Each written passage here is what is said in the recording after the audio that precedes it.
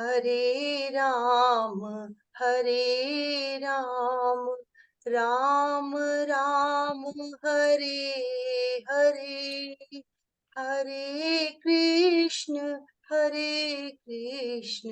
श्री राधा कृष्ण हरे हरे। जय श्री राम जी। रामचरितमानस अयोध्या कांड में आज हम 215 दोहे से आगे चलते हैं, 215 से। और यहाँ तक हमने जाना कि देखो कैसे परीक्षा लेने के लिए नहीं, पर मुनिदेव ने भरत जी को ऐसी ऐसी संपदा के बीच में बंद कर दिया। लिखते हैं यही कि जैसे बहेलिया जो है ना, सोचता है कि चकवे और चकवी को ना पिंजरे में रख के देखता हूँ, फिर भी क्या इनका संयोग होता है या नहीं।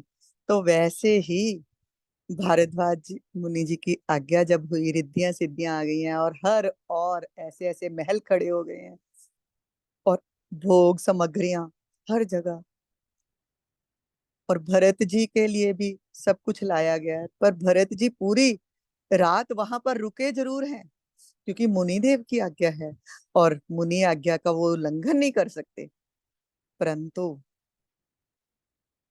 उन्होंने भोग सामग्रियों को देखा तो क्या, मन से तक भी स्पर्श नहीं किया है।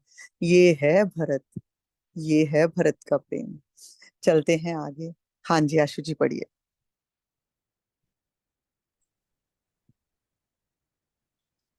आगे है मास परायण 19वां विश्राम, और यहाँ से हम आगे चल रहे हैं आज। संपत्ति चकई भरत चक मुनि आयस खिलवार तेहि निस आश्रम पिंजरो राखे भाबिनुसार सियावर राम जय जय राम मेरे प्रभु राम जय जय राम कीन निबज्जनु तीरथ राजा नाई मुनि सिरु सहित समाजा ऋषि आयसु असीस सिर राखी करी दंडवत विनय बहुभाषी पथ गति कुशल साथ सब लीन्हे चले चित्रकूट ही चितु दीन्हे राम सखा कर दीन्हे लागू चलत देह धरि जनु अनुरागु नहीं पद त्राण शीस नहीं छाया पे मुने मुव्रत धर्मु अमाया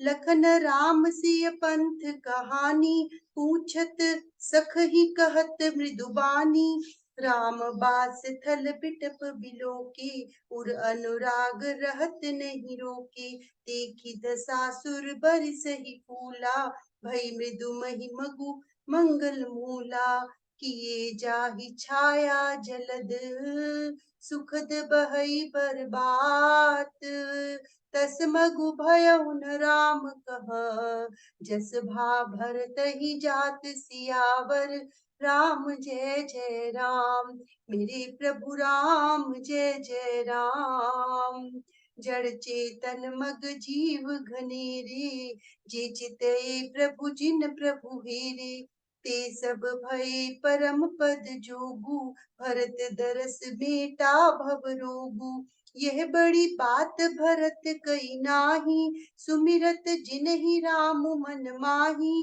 बारक राम कहत जग जेऊ होत तरन तारन नर तेऊ भरत राम प्रिय पुनि लघु भ्राता कस न होई मगु मंगल दाता सिद्ध साधु मनु बर अस कहही भरत ही निरखी हर्षु लहही देखी प्रभाव सुरेश ही सोचू जगु भल भले ही पोच कहूँ पोचू गुर सन कहु करई प्रभु सोई राम ही भरत ही भेंट न होई राम सकोची प्रेम बस भरत संपेम पयोधी बनी बात बेगरन चहती करई जतनु छलु सोधी सियावर राम जय जय राम मेरे प्रभु राम जय जय राम।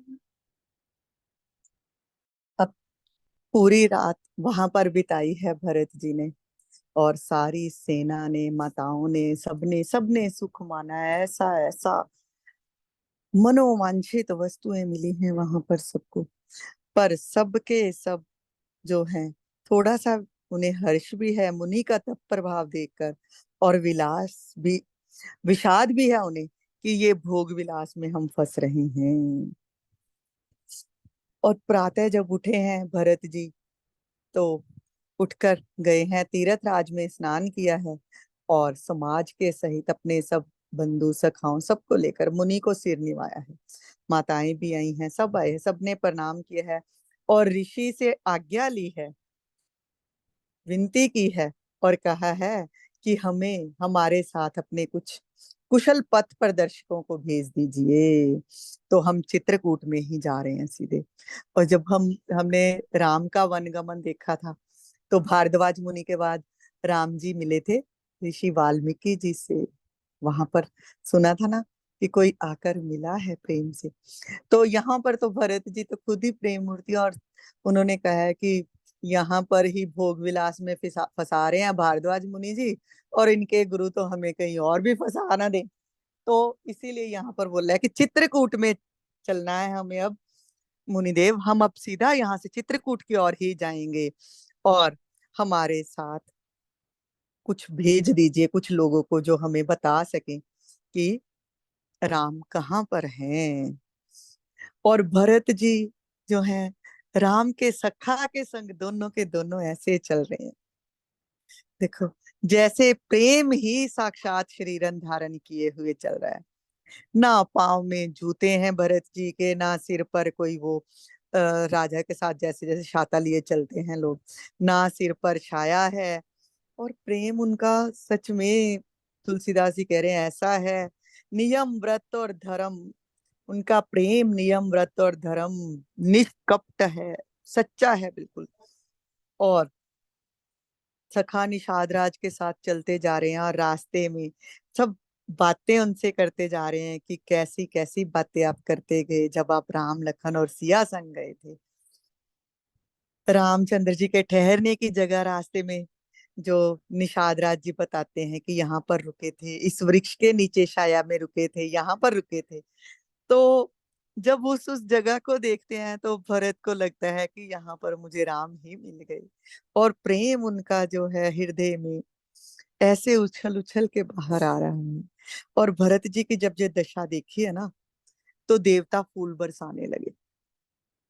जब पहले अयोध्या से चले हैं, तो देवताओं को लगा कि हो अब तो ये राम को लेने जा रहे हैं, वापस ना ले आए तो कठोर हो गए, अंगार बरसा रहे हैं तब देव।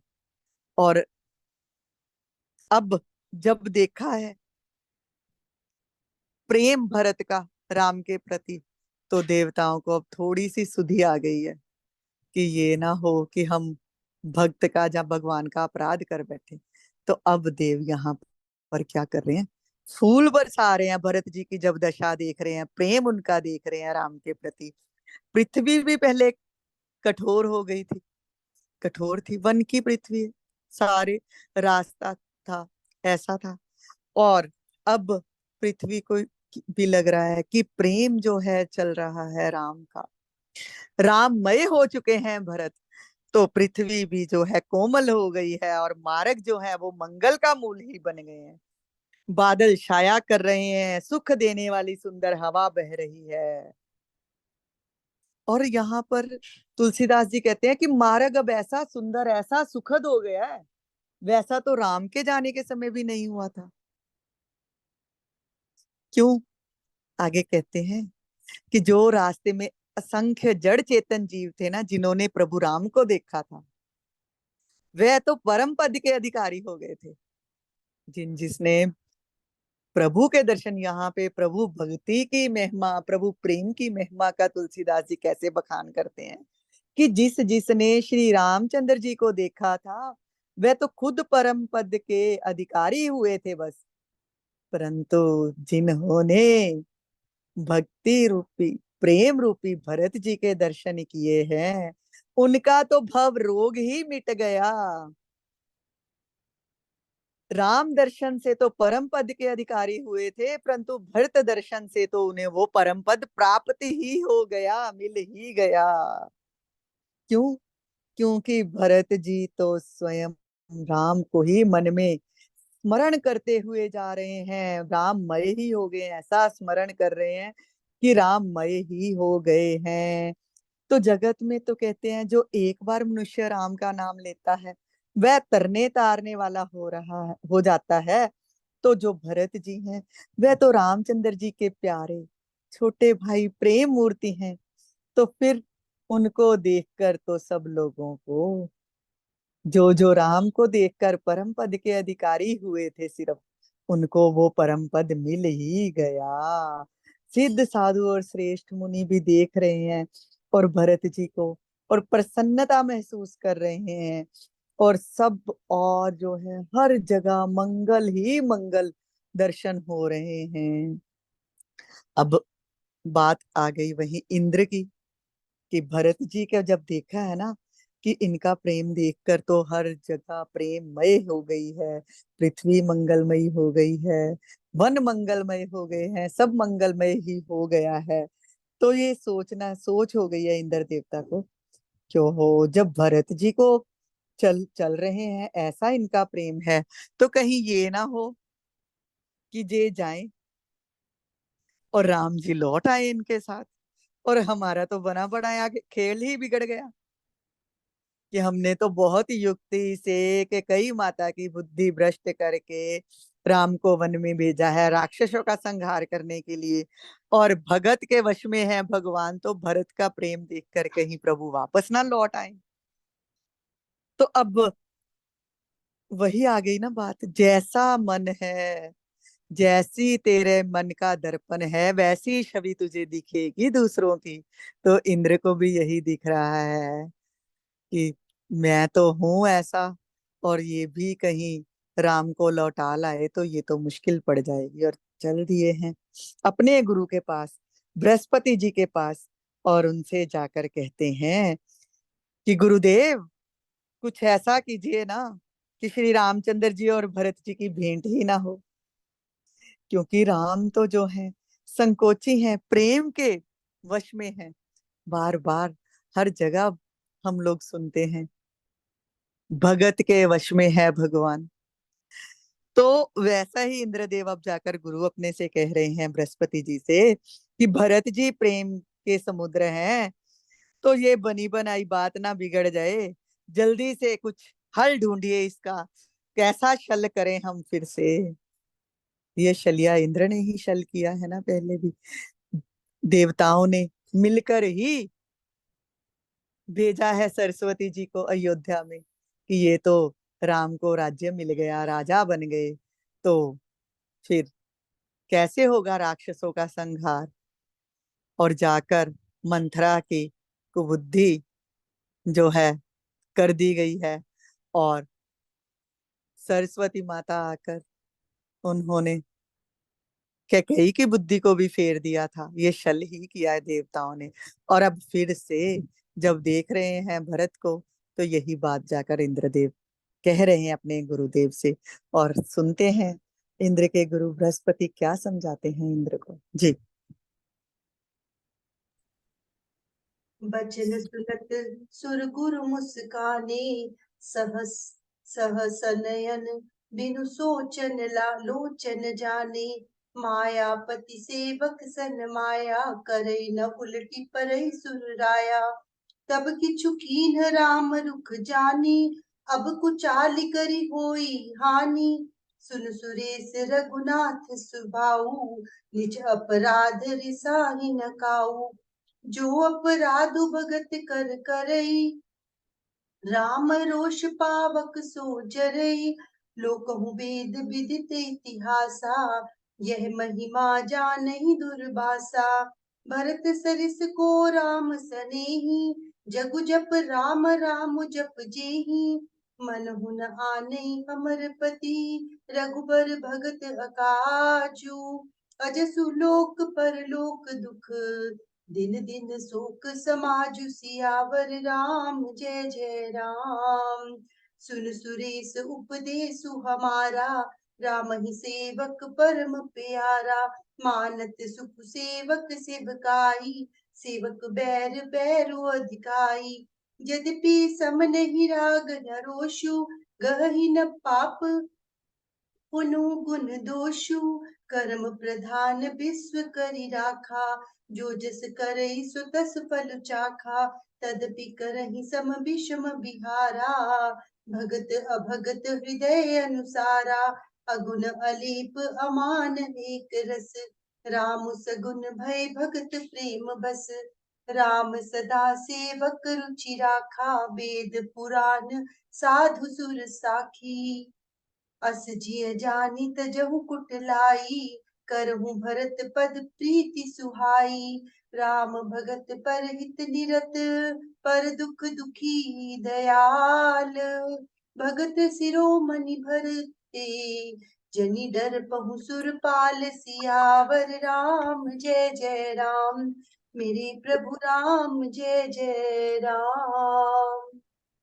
इंद्र ने जब जाकर कहा है ना अपने गुरुदेव से, और गुरुदेव कौन है उनके? बृहस्पति जी, ब्रह्मा के जो अंगिरा के पुत्र बृहस्पति हुए हैं। और इनकी माता बृहस्पति जी की श्रद्धा थी, और इनकी पत्नी का नाम तारा था। और शुक्राचार्य जी तो जैसे दैत्य के गुरु हैं, तो ये बृहस्पति जी देवताओं के गुरु हैं। और जब भी कोई भीड़ पड़ती है तो भागता है इंसान गुरु की ओर। कहा है इंद्रदेव ने जाकर गुरुदेव से, तो गुरुदेव बृहस्पति जी मुस्कुरा उठे हैं। मुस्कुराए क्यों हैं? क्योंकि हम जानते हैं ना कि इंद्र को श्राप मिला था अहल्या के कारण, और 1000 नेत्रों उसके शरीर पर उग गए थे। इंद्र के 1000 नेत्र थे, हो गए थे श्राप के कारण। तो बृहस्पति जी देखकर मुस्कुराए, इसलिए कि 1000 नेत्र हैं तेरे, पर फिर भी तू अंधे का अंधा है, मन ही मन सोच रहे हैं। और हंसकर समझाते हैं, व्यर्थ का सोच और छल छोड़ दो, कपट मत करो। क्योंकि जो माया तुम सोच रहे हो कि तुमने वहां पर की थी अयोध्या में, राम राज के समय में, तो वो तो खुद ही राम की इच्छा थी ना उस माया की। तो वो माया तो तुम पर उल्टी नहीं पड़ी, राम ने सहयोग किया। उस छल का तो तुम्हें कोई दोष लगा नहीं, जो छल तूने वहां पे अयोध्या में किया है सरस्वती जी को भेजकर। पर अगर राम के सेवक के साथ कोई माया करोगे तो वो उल्ट कर अपने ही ऊपर आ पड़ेगी। क्यों? क्योंकि भगवान ऐसे हैं, मायापति हैं वो। अपने प्रति किए अपराध से तो वो कोई रुष्ट नहीं होते, परंतु अगर कोई भक्त का अपराध करता है ना, तो उसको तो क्रोध की अग्नि में जला ही डालते हैं। फिर गुरुदेव याद दिलवाते हैं इंद्र को कि याद कर उस कथा को, दुर्वासा ऋषि की कथा हम सबने भी सुनी हुई है कि अम्बरीश जी बड़े भारी भक्त थे, तो एकादशी का व्रत करते थे। तो द्वादशी का कहते हैं ना पारण कोई समय होता है, उसके बीच बीच में ही पारण करना होता है। तो एकादशी का पारण उसी समय में करना होता है। तो अम्बरीश जी ना, उन्होंने ना दुर्वासा ऋषि जी को निमंत्रित कर लिया, आए हुए थे उनकी यहाँ पर। तो कहा कि हाँ जी आइए महाराज, द्वादशी का पारण करना है, मैंने एकादशी का पारण करना है। तो क्या किया दुर्वासा जी, स्नान करने के बहाने चले गए और वहीं पर द्वादशी बिताने की कोशिश की कि देखते हैं कैसे करता है जी। क्योंकि त्रयोदशी में पारण हुआ तो व्रत व्रत ही खत्म हो जाता है एकादशी का। जो जो रखते हैं एकादशी का व्रत उनको ये समझ में आ जाएगी मेरी बात, कि एकादशी के अगले दिन जब द्वादशी होती है तो उसका कुछ समय दिया होता है, उस समय के अंदर ही व्रत का पारण करना होता है। त्रयोदशी में एकादशी व्रत का पारण नहीं होता है।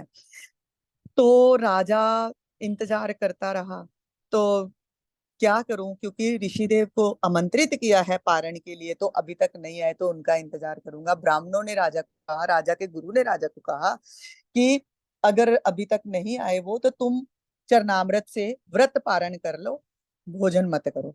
तो राजा ने व्रत पारण कर लिया। अब व्रत पारण कर लिया तो उसी समय आ गए दुर्वासा जी।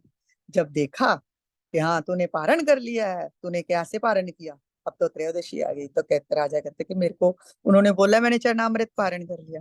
तो उसको कहते हैं राजा को कि तूने ये तो मेरा अपराध कर दिया, और जटा पटक दी भूमि पर, और उसमें से कृत्या उत्पन्न हुई, और अम्बरीश को मारने, राजा अम्बरीश को मारने के लिए दौड़ी है।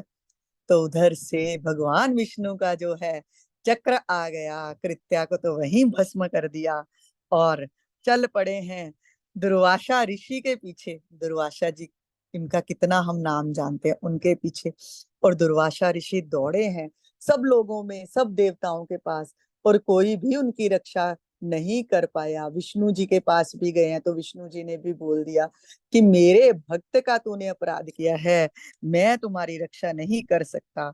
और पहुंचे हैं जब वहां पर वापस आकर भक्त से अपने अपराध की क्षमा मांगी है, तो फिर ही जो है भगवान का जो चक्र है वापस लौटा है।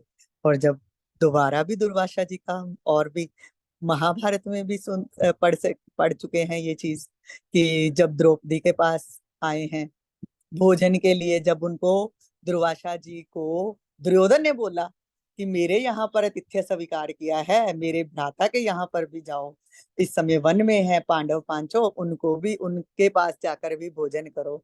और पर खाना तभी जाना ऋषिवर तभी जब द्रौपदी अपना भोजन कर चुकी हो। और क्योंकि द्रौपदी को भी वरदान था, सूर्यदेव से बटलोई मिली थी कि इसमें से जितना चाहे भोजन मांगकर तुम खिला सकती हो सबको, जब तक तुम इसमें भोजन ना कर लो। जब तुम भोजन कर लोगी तो इसमें से भोजन और नहीं निकलेगा, फिर दोबारा से अगले दिन इसमें से भोजन आना शुरू हो जाएगा। तो दुर्वासा जी वहां पर भी जब गए तो द्रौपदी ने पुकारा है तो कन्हैया आ गए।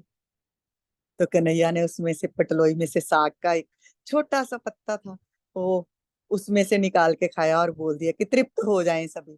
तो दुर्वासा ऋषि और शिष्य जो नहाने के लिए गए थे वो वहीं पर तृप्त हो गए, उससे सारा संपूर्ण संसार तृप्त हो गया भगवान की तृप्ति से।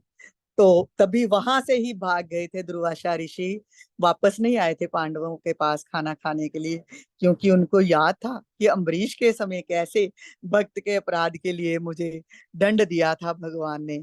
तो ये बात अब याद दिलवा रहे हैं गुरु बृहस्पति जी 100 नेत्रों वाले इंद्र को, कि तेरे इतने हजार, इतने तेरे नेत्र हैं पर तुझे ये बात समझ में नहीं आ रही। इन सब चीजों को याद कर, और बिल्कुल भी मत सोच कि तू भरत जी के साथ कोई छल करेगा, क्योंकि अपने साथ अपराध को तो प्रभु क्षमा कर देंगे, परंतु भक्त के साथ कोई अपराध करे, कोई छल करे, उसको तो क्षमा कर ही नहीं सकते।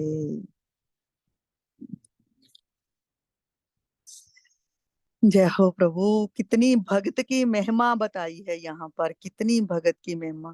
बहुत जगह पर अलग अलग अलग अलग कितनी कहानियां हैं ऐसे, कितने सारे दृष्टांत पढ़ते हैं हम कि भृगु जी ने लात भी मारी आकर विष्णु जी को, कोई बात ही नहीं।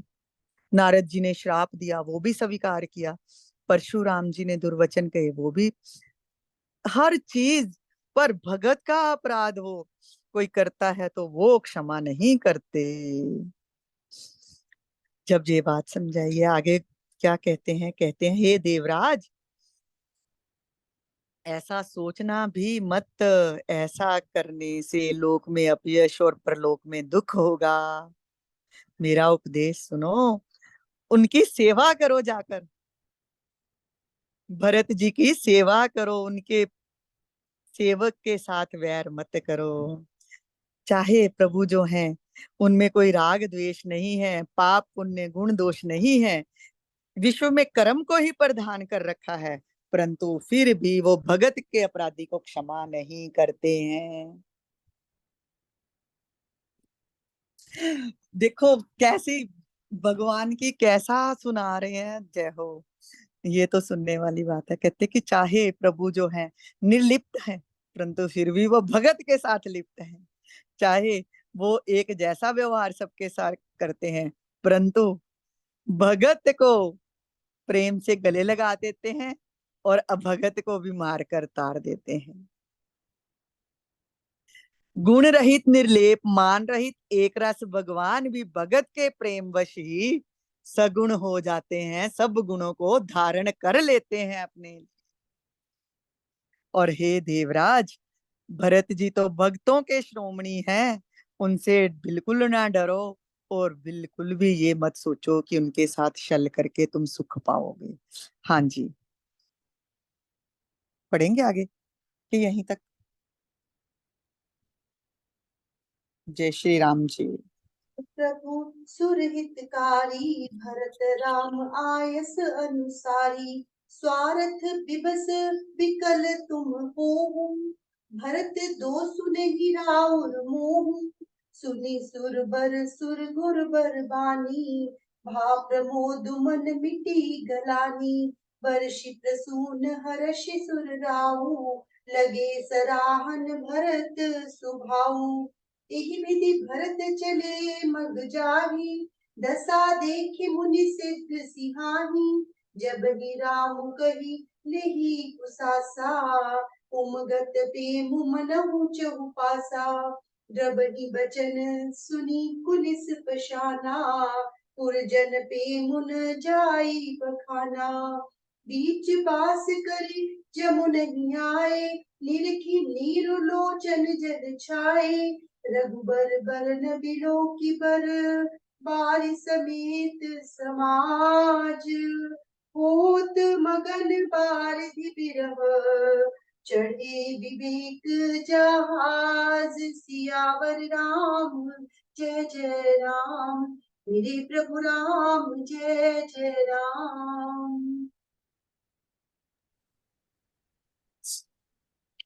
देवराज इंद्र को समझा रहे हैं कि प्रभु श्री रामचंद्र जी सत्य प्रज्ञ और देवताओं का हित करने वाले हैं, और भरत जी जो हैं वो श्री राम जी की आज्ञा के अनुसार ही चलेंगे। अर्थात देवराज को अब बृहस्पति गुरुदेव ने समझा दिया है कि देवराज कुछ कोशिश मत करो छल करने की, क्योंकि राम की इच्छा से ही तुम पहले छल कर पाए हो और उसका तुम्हें कोई अपराध नहीं लगा। तो राम की अगर इच्छा होगी ना वन में जाना है, तो भरत को वैसे ही समझा लेंगे, और भरत जो है वो श्री राम जी की आज्ञा के अनुसार ही चलेंगे। तुम स्वार्थ के विशेष वश होकर व्याकुल हो रहे हो, इतना मोह मत करो। और देवराज की जब ये श्रेष्ठ वाणी सुनी है ना इंद्र ने, तो उनके मन में आनंद आ गया कि ठीक है, फिर चिंता ही मिट गई, गुरुदेव ने ऐसा कह दिया। तो फिर वो भी हर्षित हो उठे हैं और फूल बरसाकर भरत जी के स्वभाव की सराहना करने लगे। समझ में आ गई कि भगत का हित करूंगा, भगत से प्रेम करूंगा, तो प्रभु जो है मेरी इच्छा पूर्ण करेंगे।